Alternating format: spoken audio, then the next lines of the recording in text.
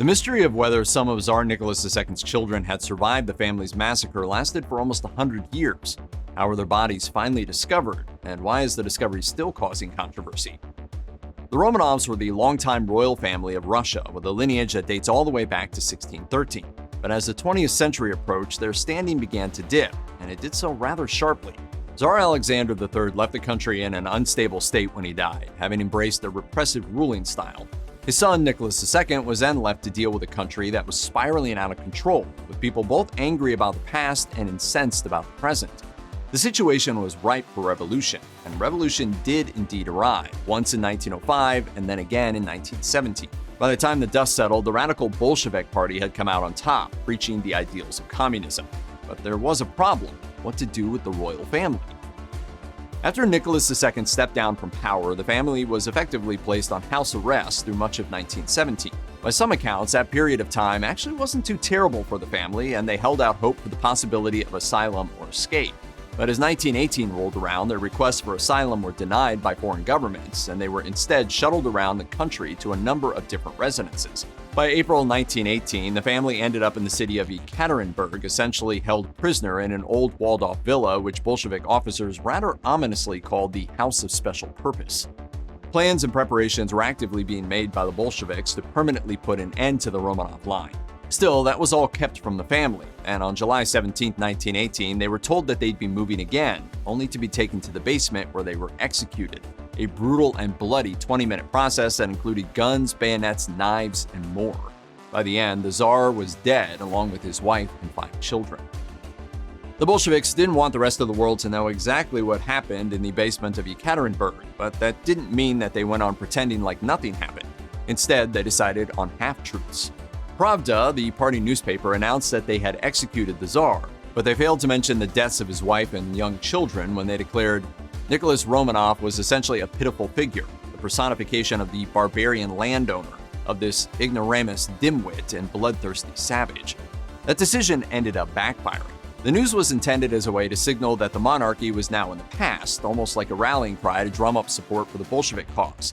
Instead, the Tsar's death became a huge piece of news on its own, and the revolutionary ideology got kind of lost. Some people even started to miss the monarchy and wish for it back, possibly spurred in part by the subsequent murders of more distant Romanov relatives and acquaintances.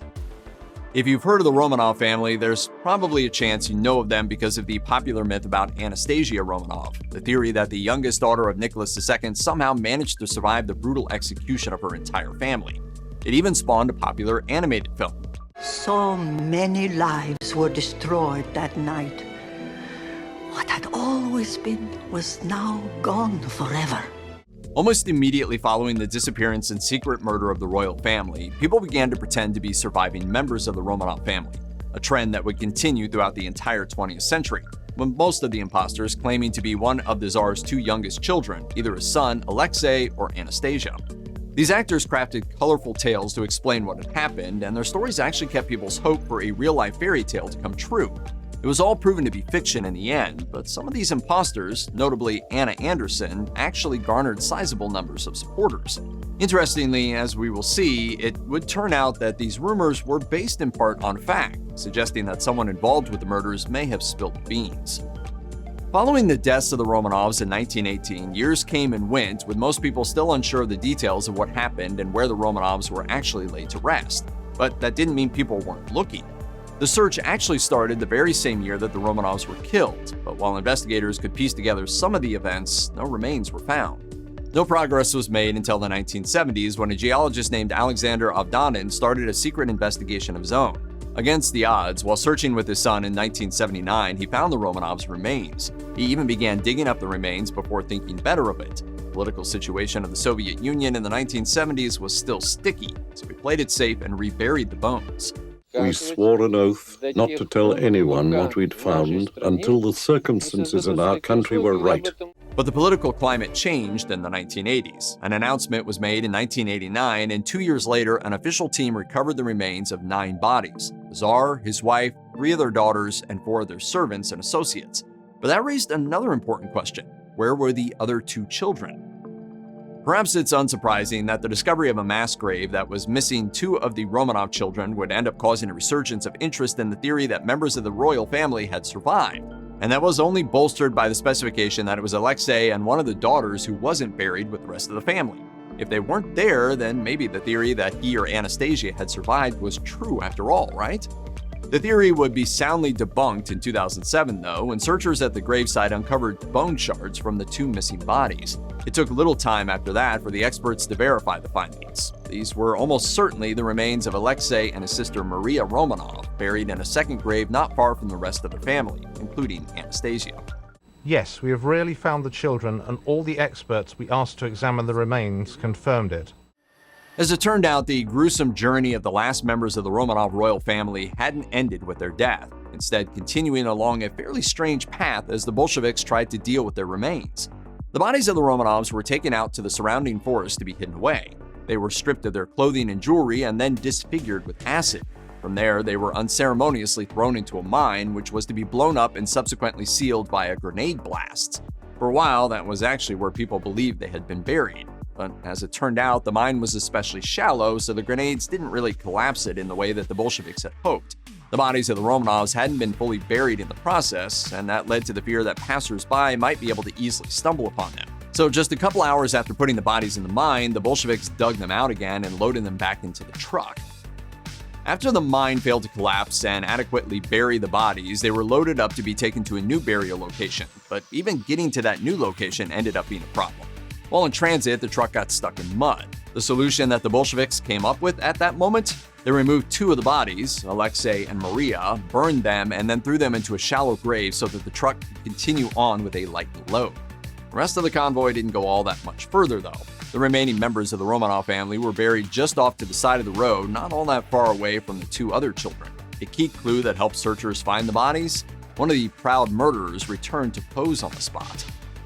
In the 1990s, it was decided that the already discovered bodies would be buried in St. Catherine Chapel in the city of St. Petersburg, the same place where generations of Russian czars had been buried.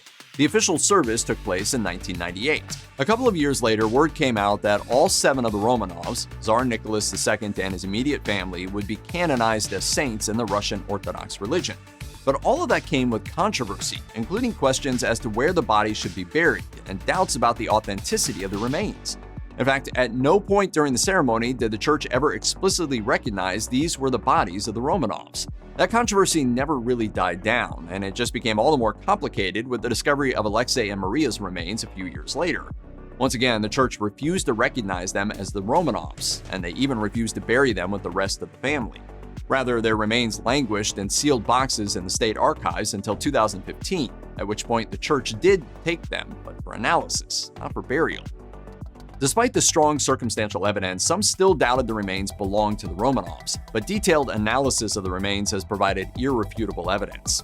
We covered everything up straight away, but kept the skulls with us, as we wanted to have them identified. The remains were compared against the DNA of Nicholas II's brother, as well as a known DNA sample of Nicholas II himself, which was sourced from a bit of blood splattered on the Tsar's shirt and subsequently preserved. Further diggings into genetics also compared the DNA of the remains to indirect descendants of the Romanov family, such as Britain's Prince Philip. If that wasn't enough, then in 2015, a request from the church even allowed a team to disinter the body of Nicholas II's father, Tsar Alexander III, just for the purpose of this genetic test. By 2018, it could no longer be denied that the remains belonged to the Romanovs. Despite scientific evidence proving that the remains belong to the Romanovs, one group still denies that science: the church. Pretty much from the start, the Russian Orthodox Church has refused to acknowledge the bodies of those are of the Romanovs, or to accept the widely recognized narrative of what happened to them, but they have no alternative explanation. Instead, they have repeatedly stalled for time, even embracing far-fetched conspiracy theories to avoid acknowledging the facts. At one time, they even considered the notion that the tomb of Tsar Alexander III had been broken into and his remains stolen, just to cheat the DNA testing, a theory that was swiftly debunked. So what's the problem? Politics, unsurprisingly. Significant numbers of Russian Orthodox practitioners want the Romanov remains officially recognized, and significant numbers want the exact opposite. It's a lose-lose situation that's guaranteed to court controversy and potentially prompt a schism. Remaining in the gray area of uncertainty might be a way for them to avoid that. At its heart, the controversy ultimately stems from what to do about Nicholas II's reputation. On one hand, it's hard to deny the family's deaths were horrific. The violence in the execution is something that just can't be ignored. Boris Yeltsin, the president of Russia at the time, summed it up in a speech saying, "The Yekaterinburg massacre has become one of the most shameful episodes in our history. By burying the remains of innocent victims, we want to atone for the sins of our ancestors." But at the same time, you also can't turn a blind eye to the central role that the Romanov dynasty played in the Russian Revolution.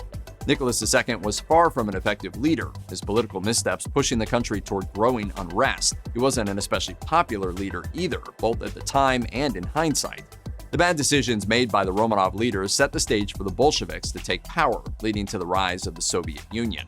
Weighing that unfortunate legacy against his murder and the horrifying murders of his wife and 5 innocent children is a complicated equation that has no simple solution.